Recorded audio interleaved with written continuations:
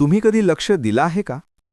काही दिवस तुम्ही शांत असता आणि काही दिवस अचानक मन अस्थिर होतं. कोणतंही कारण नसताना इमोशन्स वाढतात, थॉट्स अनकंट्रोल्ड होतात. बहुतेक लोक म्हणतात, आज पौर्णिमा आहे म्हणून असं होतंय.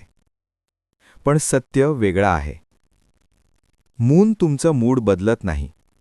तो फक्त तुमच्यात आधीच असलेलं ॲम्प्लिफाय करतो. आणि जर तुम्हाला हा एकच प्रिन्सिपल समजला, तर तुम्ही तुमच्या इमोशन्सवर कंट्रोल मिळवू शकता. या एपिसोडमध्ये मी तुम्हाला सांगणार आहे, मून खरंच तुमच्यावर कसा काम करतो? फुल मूनला काही लोक पॉवरफुल का होतात आणि काही वीक? आणि सर्वात महत्त्वाचं, तुम्ही मूनचा वापर कसा करू शकता तुमच्या कॉन्शियसनेस वाढवण्यासाठी. हा एपिसोड शेवटपर्यंत बघा, कारण शेवटी मी तुम्हाला एक असा इन्साईट देणार आहे जो तुमच्या मूनकडे पाहण्याचा दृष्टिकोन कायमचा बदलून टाकेल. कधी असं झालंय का की आयुष्यात सगळं काही अगदी सुरळीत चालू असतं, पण अचानक अगदी विनाकारण प्रचंड राग येतो किंवा कोणतंही स्पष्ट कारण नसताना अचानक खूप उदास आणि जड वाटू लागतं? हो, आणि आपण सहसा अशा वेळी ऑफिसमधल्या कामाला, ट्रॅफिकला किंवा स्वतःच्या नशिबाला दोष देतो. राईट. पण जर मी असं म्हटलं की या अचानक बदलणाऱ्या मूड्सचं खरं कारण आपल्या आसपास नसून आपल्यापासून लाखो किलोमीटर दूर आकाशात चमकणारा चंद्र असू शकतो. हा विचार पहिल्यांदा ऐकताना थोडा विचित्र नक्कीच वाटू शकतो, पण जेव्हा आपण यामागील विज्ञान आणि ऊर्जा समजून घेतो ना, तेव्हा अनेक प्रश्नांची उत्तरे मिळतात. अगदी बरोबर. आणि म्हणूनच आजच्या या सखोल चर्चेत आपण एका अत्यंत कुतूहलवर्धक विषयावर प्रकाश टाकणार आहोत. आपला आजचा विषय आहे चंद्र आणि मानवी जाणीव. खूपच डीप विषय आहे हा. नक्कीच. यासाठी आपले मुख्य स्रोत आहेत नवल शिंदे यांच्या ऑक्युल्ट मास्टर क्लासमधील काही अत्यंत सविस्तर नोट्स, ज्यांचं शीर्षक आहे the lunar mirror, biofield modulation and emotional reality. अच्छा. या चर्चेचे मुख्य उद्दिष्ट हे समजून घेणे आहे की चंद्र हा आकाशात चमकणारा केवळ एक पांढरा गोळा नाहीये, तर तो आपल्या आतल्या भावनांच्या समुद्राला नियंत्रित करणारी एक लयबद्ध प्रभाव प्रणाली आहे, ज्याला आपण रिथमिक इन्फ्लुएन्स सिस्टम म्हणू शकतो. राईट. आणि एक गोष्ट सुरुवातीला स्पष्ट करायला हवी, आपण इथे भविष्य सांगणाऱ्या पारंपरिक ज्योतिषशास्त्राबद्दल बोलत नाही आहोत. हो, एक्झॅक्टली. हा एक पूर्णपणे ऊर्जा आधारित विज्ञानाचा आणि मानवी चेतनेचा अभ्यास आहे. हा फरक स्पष्ट करणं खूप गरजेचं आहे. बरोबर. कारण कसं आहे, जेव्हा आपण चंद्राचा मानवावरील प्रभाव याबद्दल बोलतो, तेव्हा लोकांचा कल हा नेहमी माझं भविष्य काय असेल याकडे जास्त असतो. हो ना, म्हणजे आज माझा दिवस कसा जाईल किंवा तत्सम गोष्टी. अगदी. पण आपला आजचा स्रोत स्पष्ट करतो की आपण एका अत्यंत सूक्ष्म अशा बायो एनर्जी मेकॅनिझमबद्दल बोलत आहोत. बहुतांश लोकांना असं वाटतं की चंद्राच्या कलांमुळे माणसाचा मूड अचानक बदलतो. म्हणजे त्यांना वाटतं चंद्र आपल्यात काहीतरी नवीन भावना निर्माण करतो. राईट. पण ऑकल्ट सायन्स सांगतं की चंद्र एकही नवीन भावना निर्माण करत नाही. बरं, आपण हे जरा उलगडून पाहूया. म्हणजे आकाशात दिसणारा चंद्र आणि मानवी भावना यांचा संबंध समजून घेण्यासाठी आपल्याला आधी थेट मानवी शरीराच्या रचनेकडे वळावं लागेल. विज्ञानाच्या दृष्टिकोनातून. हो. विज्ञानामध्ये सर्वांनाच माहीत असलेले एक सत्य आहे की आपलं शरीर म्हणजे मानवी शरीर हे जवळपास 70% पाण्याने बनलेलं आहे. नक्कीच. आणि विज्ञान हेही मान्य करतं की चंद्र आपल्या पृथ्वीवरील महासागरांच्या भरती ओटीवर नियंत्रण ठेवतो. चंद्राच्या गुरुत्वाकर्षणाचा तो प्रभाव आहे हे न्यूटोनियन भौतिकशास्त्र सांगतं. हो, आणि यात कोणाचेच दुमत नाहीये. मग ऑकल्ट सायन्स याच पायावर एक पाऊल पुढे टाकतं. त्यांच्या मते जर चंद्र बाहेरच्या एवढ्या अवाढव्य महासागराच्या पाण्यावर प्रभाव टाकत असेल, तर शरीराच्या आत असणाऱ्या पाण्याचं काय? राईट. हा खूप महत्वाचा मुद्दा आहे. आपल्या शरीरात रक्तप्रवाह आहे, लिम्फ सिस्टीम आहे आणि पेशींमधील द्रव आहे. हा सगळा मिळून आपला स्वतःचा असा एक अंतर्गत समुद्रच आहे ना? अगदीच असं आहे. एक प्रकारचा इनर ओशन. पण एक मिनिट, इथे मला एक शंका येते. समुद्राचं पाणी अथांग आहे आणि ते मोकळं आहे. मानवी शरीरातलं पाणी त्या तुलनेत अगदीच नगण्य आहे. मग चंद्राचा एवढा मोठा प्रभाव या छोट्या अंतर्गत समुद्रावर कसा पडू शकतो? हे थोडं अतिशयोक्ती वाटत नाही का? म्हणजे चंद्राच्या गुरुत्वाकर्षणाने आपल्या पोटात तर लाटा उसळत नाहीत. खूपच तार्किक प्रश्न आहे.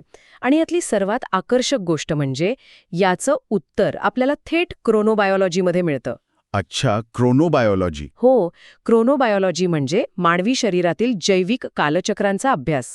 जेव्हा आपण म्हणतो की चंद्राचा प्रभाव शरीरातील पाण्यावर पडतो, तेव्हा त्याचा अर्थ असा नाही की तिथे मोठ्या लाटा उसळतात. मग नेमकं काय होतं? इथे आपण सूक्ष्म दाबाबद्दल बोलत आहोत. पेशींच्या पातळीवर जो फ्लुइड बॅलन्स असतो, त्यावर चंद्राच्या गुरुत्वाकर्षणातील अगदी सूक्ष्म बदलांचा परिणाम होतो. म्हणजे मायक्रो लेव्हलवर काहीतरी घडतंय. एक्झॅक्टली. जेव्हा चंद्राच्या कला बदलतात, तेव्हा वातावरणातील प्रकाशात बदल होतो आणि गुरुत्वाकर्षणामध्ये मायक्रो शिफ्ट्स होतात. म्हणजे हा प्रभाव एवढा सूक्ष्म असतो की आपल्याला तो शारीरिकदृष्ट्या लगेच जाणवत नाही. बरोबर, पण तो आतून काम करत असतो. या सूक्ष्म बदलांचा थेट परिणाम मानवी शरीरातील हार्मोनल सायकलवर होतो. वैज्ञानिकदृष्ट्या हे सिद्ध झालेलं आहे की चंद्राच्या प्रकाशामुळे आणि गुरुत्वाकर्षणामुळे मेंदूतील पायनियल ग्रंथीवर परिणाम होतो. आणि पायनल ग्रंथी म्हणजे? ज्यामुळे मेलॅटोनिन नावाच्या संप्रेरकामध्ये बदल होतात. मेलॅटोनिन आपली झोप नियंत्रित करतं. Right, sleep hormone. आता विचार करा, जर एखाद्या व्यक्तीच्या पेशींमधील पाण्याचा दाब सूक्ष्मपणे बदलत असेल आणि त्याचवेळी त्याचे न्यूरोएन्डोक्राईन सायकल्स बदलत असतील, तर त्याची चिडचिड होणार नाही का? नक्कीच होणार. विज्ञान ज्याला स्लीप सायकल डिस्टर्बन्स म्हणतं, अकल्ट सायन्स त्याच गोष्टीला सूक्ष्म प्रभाव म्हणतं. हे खरंच आश्चर्यकारक आहे. हजारो वर्षांपूर्वी मांडलेले विचार आजच्या बायोफिल्ड सायन्सशी कसे जोडले गेले आहेत हे पाहणं थक्क करणार आहे. हो ना? पण आता एक मोठा प्रश्न असा उभा राहतो. थांबा, जर आपण गुरुत्वाकर्षण, पेशींमधील पाणी आणि हॉर्मोन्सची भाषा करत होतो, तर अचानक ह्या ऑकल्ट नोड्स ऑराकडे कशा वळतात? इथेच एक मोठा दुवा आहे. म्हणजे भौतिकशास्त्र आणि हे अदृश्य ऊर्जा क्षेत्र जोडले कसे जातात? पाणी आणि भावना या दोन वेगळ्या गोष्टी आहेत ना? इथेच या स्रोतातील माहिती एका वेगळ्याच उंचीवर जाते. आपण आधी समजून घेतलं की शरीरात पाण्याचा सूक्ष्म दाब बदलतो आणि हार्मोन्स बदलतात.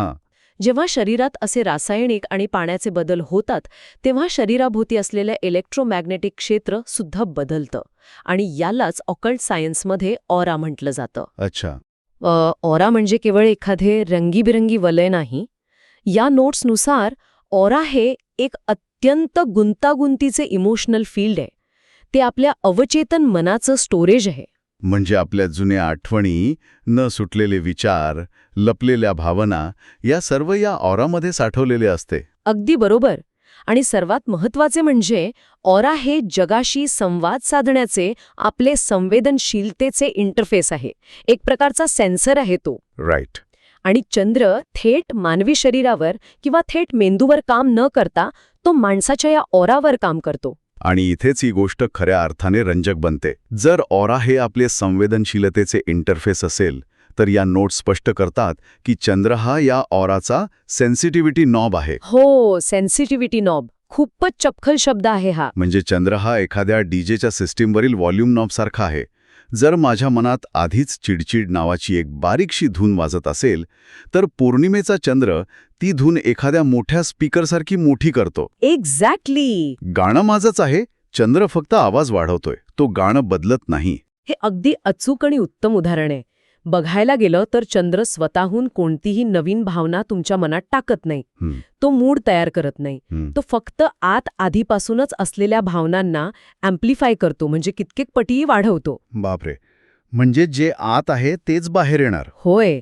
जर एखाद्या व्यक्तीची ऑरा कमकुवत असेल, त्यात खूप नकारात्मकता साठलेली असेल, तर तो नॉब फिरवल्यावर ती व्यक्ती एकदम टोकाची प्रतिक्रिया देऊ लागते. आणि जर ऑरा स्थिर असेल, बॅलन्स्ड असेल, तर तिथे जागरूकता येते. तर जर चंद्र हा एक नॉब असेल, तर तो फुल असताना आणि कमी असताना नेमके काय होते? आपण चंद्राच्या कला आणि मानवी मनाचा संबंध पाहूया. नक्कीच. सर्वांत आधी पौर्णिमा. पौर्णिमेच्या दिवशी नेमकं काय होतं? पौर्णिमा हा तो काळ आहे जेव्हा ऊर्जा सर्वोच्च शिखरावर असते. जसं आपण मगाशी म्हटलं की चंद्र कोणतीही नवीन भावना मनात टाकत नाही, जे आत आहे तेच तो बाहेर दाखवतो. पौर्णिमेला हा अँप्लिफिकेशनचा प्रभाव सर्वात जास्त असतो. म्हणजे जर एखाद्याचे मन शांत असेल, तर त्याला सखोल स्पष्टता जाणवेल. होय.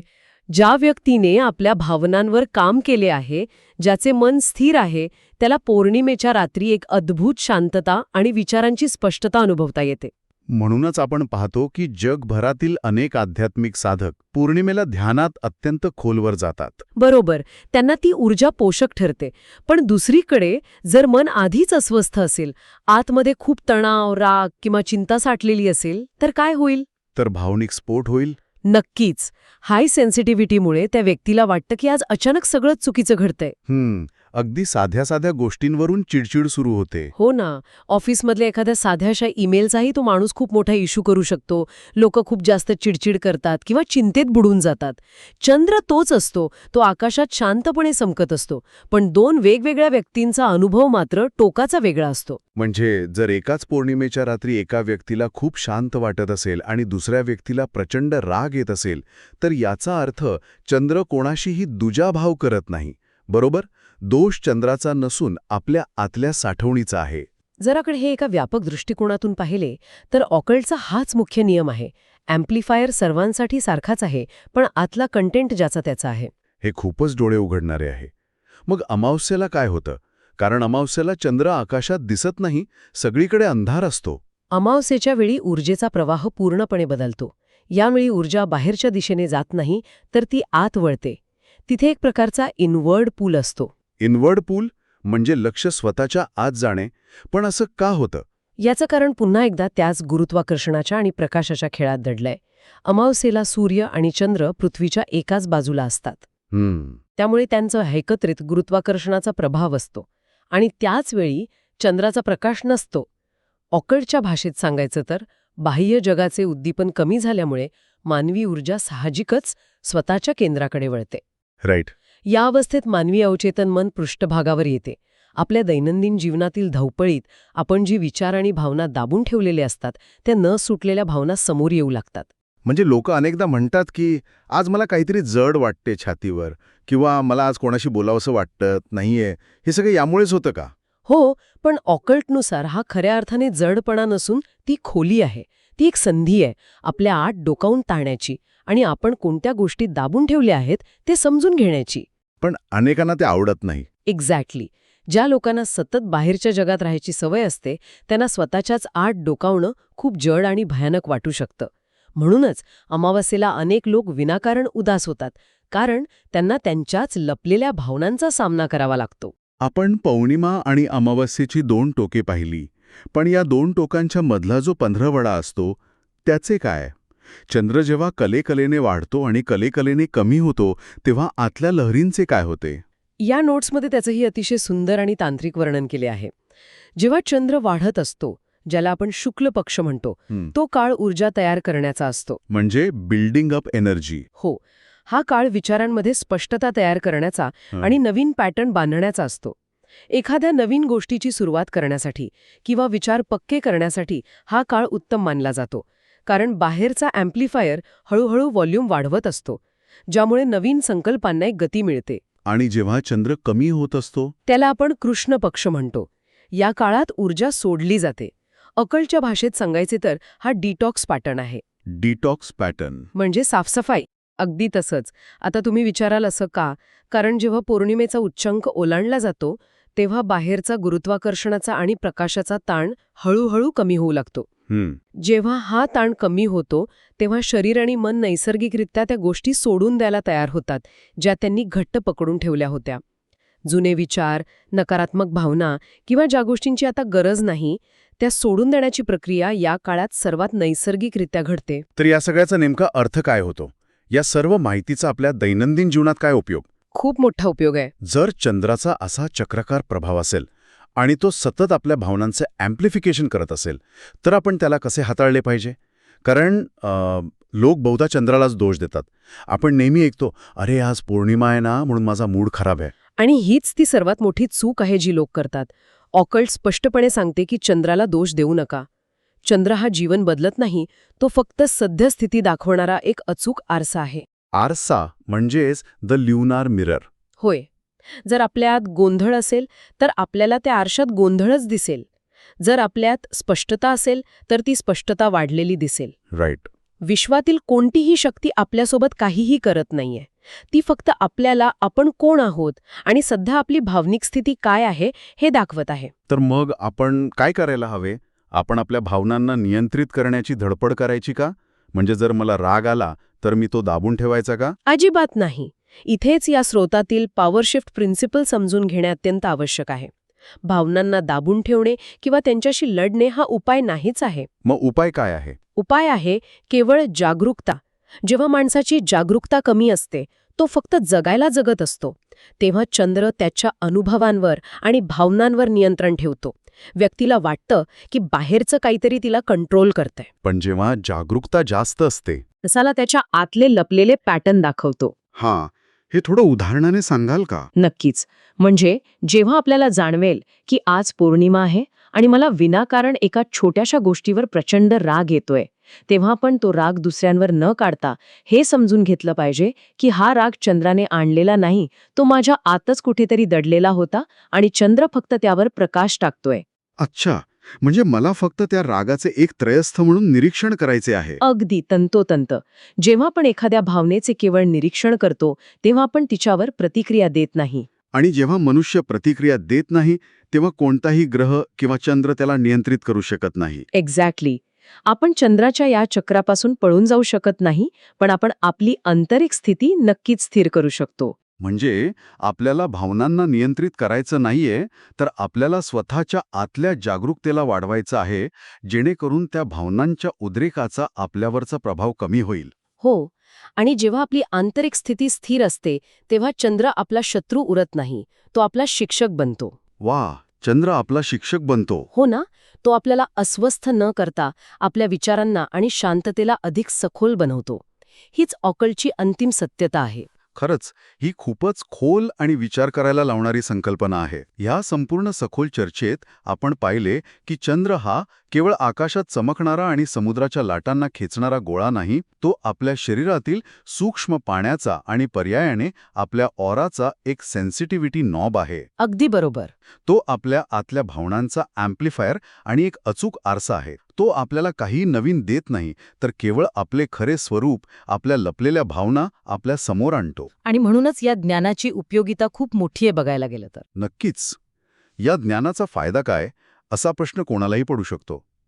जेव्हा एखाद्या व्यक्तीला हा वैश्विक लय समजतो की ऊर्जा कशी वाढते, कशी सर्वोच्च शिखरावर जाते आणि कशी शांत होते, तेव्हा ती व्यक्ती भावनांच्या लहरींमध्ये वाहून जात नाही. ती व्यक्ती त्या लहरींवर स्वार व्हायला शिकते. यावरून एक महत्त्वाचा प्रश्न उभा राहतो. आपण आत्तापर्यंत एका व्यक्तीच्या स्तरावर चंद्राचा प्रभाव पाहिला. हो, पर्सनल लेवलवर. पण जर चंद्र एखाद्या व्यक्तीच्या आतल्या भावनांना कित्येक पटींनी वाढवत असेल, तर जरा विचार करा, मुंबई किंवा पुण्यासारख्या मोठ्या शहरातील लाखो लोक जेव्हा एकाच वेळी कामाच्या ताणामुळे, ट्रॅफिकमुळे किंवा आर्थिक विवंचनेमुळे प्रचंड तणावात किंवा रागात असतात आणि त्या रात्री जर पौर्णिमा असेल, बापरे, तेव्हा त्या संपूर्ण शहराच्या सामूहिक ऑरावर काय परिणाम होत असेल, ज्याला आपण कलेक्टिव्ह ऑरा म्हणतो.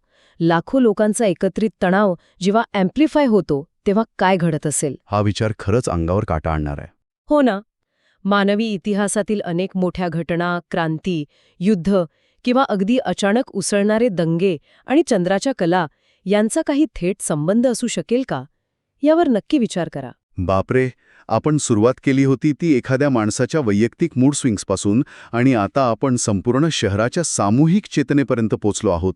आजच्या या चर्चेवरून एक गोष्ट नक्की स्पष्ट होते की चंद्र हा आपल्या आकाशातील फक्त एक पांढरा गोळा नाहीये, तर तो आपल्या आतल्या भावनिक लहरींना आणि लपलेल्या अवस्थांना स्पष्टपणे दाखवणारा एक कॉस्मिक आरसा आहे. अगदी खरंय. फक्त तो पाहण्याची आणि समजून घेण्याची दृष्टी आपल्याकडे असायला हवी. आपणच इथेच थांबूया, पण या लहरींवर स्वार होण्याचा विचार नक्की करत राहा. ही सखोल चर्चा ऐकल्याबद्दल धन्यवाद. तर आता तुम्हाला समजलंय, मून तुमचं लाईफ कंट्रोल करत नाही, तो तुम्हाला तुमचं रिअल स्टेट दाखवतो. फुल मून असो किंवा अमावस्या, कॉस्मॉस काही करत नाही, तो फक्त तुमच्यातलं ॲम्प्लिफाय करतो. म्हणून पुढच्या वेळी जेव्हा तुमचं मन अनस्टेबल होईल, मूनला ब्लेम करू नका. स्वतःला ऑब्झर्व्ह करा. कारण ज्या दिवशी तुम्ही ऑब्झर्वेशन शिकता, त्या दिवशी तुम्ही रिॲक्शनमधून बाहेर पडता. आणि ज्या दिवशी रिॲक्शन संपतो, त्या दिवशी कंट्रोल सुरू होतो. जर हा एपिसोड तुम्हाला जाणवला असेल, तर तो फक्त इन्फॉर्मेशन नाही, तो एक इनर ॲक्टिव्हेशन आहे. चॅनल सबस्क्राईब करा कारण पुढच्या एपिसोड्समध्ये आपण अजून खोल जाणार आहोत. Rahu Ketu programming, subconscious loops, cosmic influence on mind. मी आहे Naval Shinde. Om Shreem aura and astro Vastu energy vibration. पुन्हा भेटूया ऑकल्ट मास्टर क्लासच्या पुढच्या एपिसोडमध्ये.